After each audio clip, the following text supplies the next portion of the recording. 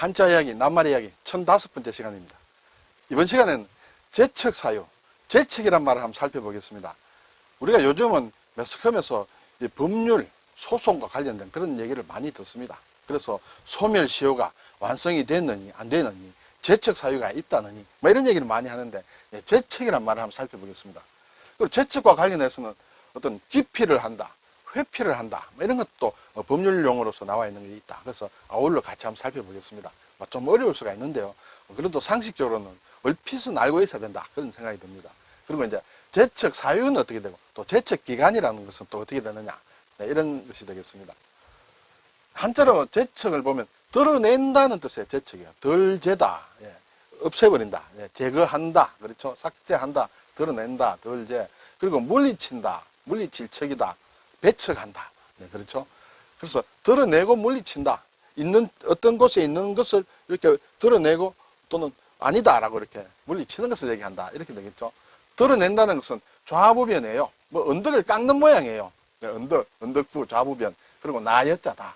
나여자에 대해서는 이 글자 관련해서 뭐 여러 가지 설명들이 있는데, 저는 이것을 땅을 이렇게 고르게 한다, 평평하게 한다, 이렇게 생각을 하고 있습니다. 그래서 언덕을 깎아서 흙을 드러내서 땅을 고른다, 이렇게 저는 그렇게 생각을 하고, 또 다른 설명을 하는 분들도 계십니다. 자, 척은 이제 물리친다. 도끼가 있습니다. 도끼로 찍는다, 뭐 그렇게 얘기를 저는 그렇게 생각을 하고 있습니다. 뒤에 보면 또 다른 설명이 나옵니다. 자, 재척은 여기에 물리친다는 것이 도끼로 찍는다는 것이 아니라, 원래 옛날 글자를 보면 지범이다. 그리고 이것은 거스른다 할 때 역입니다. 여기에 착받침을 붙이면 거스를 역이 되겠죠. 거스른다는 것은 반대로 하는 것을 얘기해요.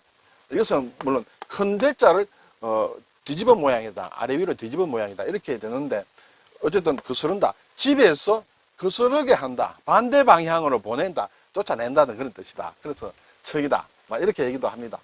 우리가 한자의 자원을 다룰 때는 여러 가지 설명이 있기 때문에 그런가 보다 하라고 생각하는 게 좋습니다. 아마추어들이 이렇게 너무 강하게 주장을 하면 그거 아주 별로 좋지 않습니다. 강하게 주장하는 것은 학자들이 이렇게 서로 어떤 이론을 가지고 싸우는 거는 괜찮은데, 우리처럼 이렇게 아마추어들은 그렇기도 한 모양이다, 그래서 자기가 외우기 쉬운 쪽으로 받아들여도 괜찮다, 그렇지만 이것이 절대적인 것은 아니다 라고 생각을 하면 좋겠습니다. 사전을 보니 재척은 배제하여 물리친다, 그렇죠?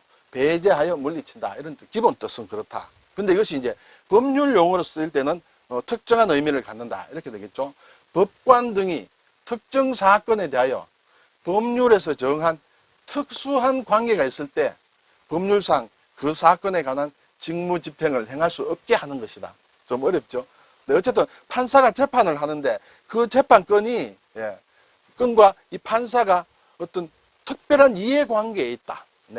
뭐 어떤 피해자라든지 뭐 또는 그 피해자와 어떤 인간적인 다른 특별한 관계에 있다든지, 그때 그것을 맡으면 안 된다라고 하는 것이 재척이다. 그렇죠?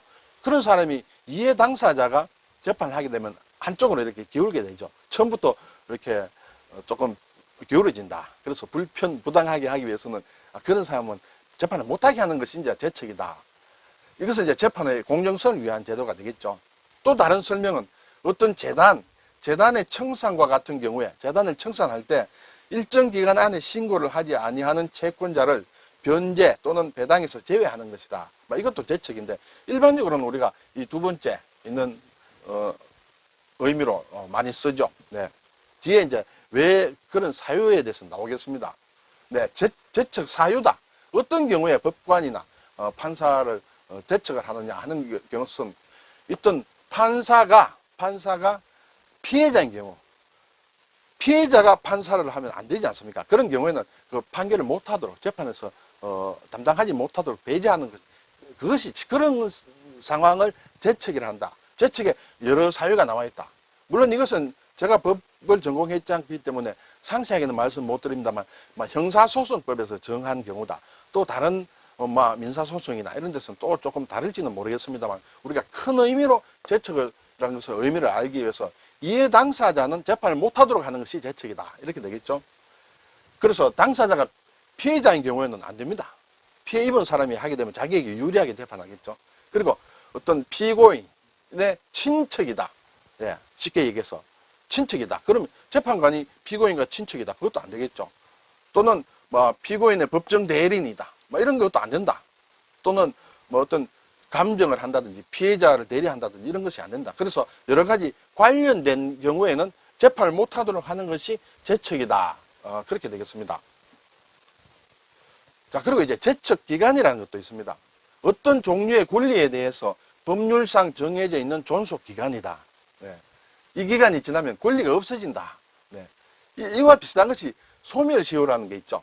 네, 어떤 범죄를 저질렀다. 그런데 그 사람을 기소를 하기 위해서는 일정 기간이 이내에 해야 된다. 어떤 범죄가 있고 나서 상당히 오랜 시간, 쉽게 얘기하면 이제 그것을 우리가 소멸시간이라고 하는데, 소멸시효라고 하는데, 소멸시효가 지난 이후에는 그 사람이 범인인지 알더라도 이렇게 기소를 못하는 것이죠. 왜냐하면 그 기간 동안에 충분히 심적으로라든지 일종의 심판을 받았다라고 생각하는지 모르겠습니다. 소멸시효와 개념은 비슷하다. 재척기간. 그런데 재척기간은 소멸시효와는 달리 정지나 중단이 없다. 소멸시효라는 것은 경우에 따라서 소멸시효가 중지가 되는 경우가 있어요. 왜냐하면 범인이 어디 해외로 도피했다든지 할 때는 해외에 나가 있는 동안은 그렇게 소멸시효 계산에 넣지 않는다. 저는 그렇게 알고 있습니다만, 그런 소멸시효는 이렇게 정지 또는 중단이라는 게 있는데, 재척기간은 그것이 없다. 어떤 상황이 오더라도 몇 년 안이면 이것이 이제 재척기간이 성립된다. 이렇게 되겠죠. 예를 들면 교통유발 부담금은 부과해야 되는 날, 부과할 수 있는 날로부터 5년 동안 부과하지 않은 경우에는 이를 부과할 수 없다. 5년만 지나면 무조건 안 된다. 그래서 어떤 종류의 권리에 대해서 법률상 정해져 있는 존속기간, 재척되는 기간이 재척기간이라 한다. 그리고 이와 관련해서 이제 기피라는 말도 좀 있습니다. 기는 이제 꺼린다는 것이죠. 피는 피한다. 꺼려서 피하는 것을 얘기한다. 재척 원인이 있는 법관, 예를 들어서 앞에서 어떤 법관이 그 피해 당사자인 경우에는 재척이 돼야 되는데 재척이 되지 않고 재판에 나온다. 또는 재척 원인이 없더라도 법관이 이 판사가 재판을 좀 불공평하게 할 거다. 불공평한 재판을 할 염려가 있는 경우에 당사자에게 그 법관을 직무집행으로부터 배제하도록 하는 것. 예. 재척 사유가 있는데도 있다. 그러면 이제 기피할 수 있는 거죠. 원래 재척은 당연히 그만둬야 되지만은 그렇지 않고 재척 사유가 있는데도 재판하려고 하면 나는 그분의 재판을 못 받겠어요 하는 것이 이제 기피다. 또는 그 재척 사유에 해당은 되지 않더라도 어쩐지 이 사람은 나에게 불리할 것 같아. 네. 그런 염려가 있다. 불공평할 것 같다. 그때는 나는 이 판사에게 재판을 못 받겠습니다 하는 게 피하는 게 기피다. 이렇게 되겠습니다. 회피라는 것도 조금 비슷한데 법관 등이 자신이 사건을 맡으면 공정성을 해칠 우려가 있다고 판단한 경우에 다른 사람에게 사건을 넘기는 것이다. 예. 이제 앞에서 기피는 이렇게 판사가 아닌 피의자라든지 피고인이라든지 이 사람이 주장하는 것인데, 회피는 반대로 법관이 내가 이 사건을 맡으면 공정성을 해칠 우려가 있다. 그래서 내가 스스로 하지 않는 것을 얘기해요. 피하는 것이에요, 법관이. 그래서 법관 스스로가 기피 원인이 있다고 판단할 때에는 자발적으로 직무집행에서 탈퇴하는 제도다. 우리 사법제도에 이런 것이 재척이다, 기피다, 회피다 이런 것이 다 만들어져 있다. 그래서 가능한 한 공정한 재판을 이루어지도록 제도적으로는 좀 만들어 놓고 있다. 이렇게 되겠습니다. 예, 오늘 재척이다, 기피다, 회피다. 네, 기피한다, 회피한다. 일반 용어로는 우리가 아마 그렇게 좀 나름대로 씁니다만, 법률상 용어로는 주체가 누구냐, 기피하는 사람이 누구냐, 회피하는 사람이 누구냐, 이런 것에 따라서 의미가 좀 달라진다. 그래서 재척이라는 것은 법률의 규정에 의해서 당연히 발생한다. 당연히 이해관계에 있으면 그것은 재척이 되는 사유다. 이렇게 되겠죠. 기피라는 것은 이 피고 당사자가 신청을 하는, 재판 받는 사람이 신청을 합니다.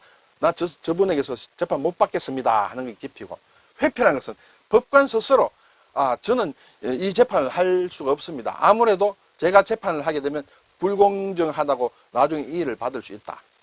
그렇게 자기는 공정하게 하려고 하지만은 상대방으로부터 의심을 받을 수 있다. 피고로부터 의심을 받을 수 있다. 이렇게 생각할 경우에는 회피를 한다. 자기 스스로.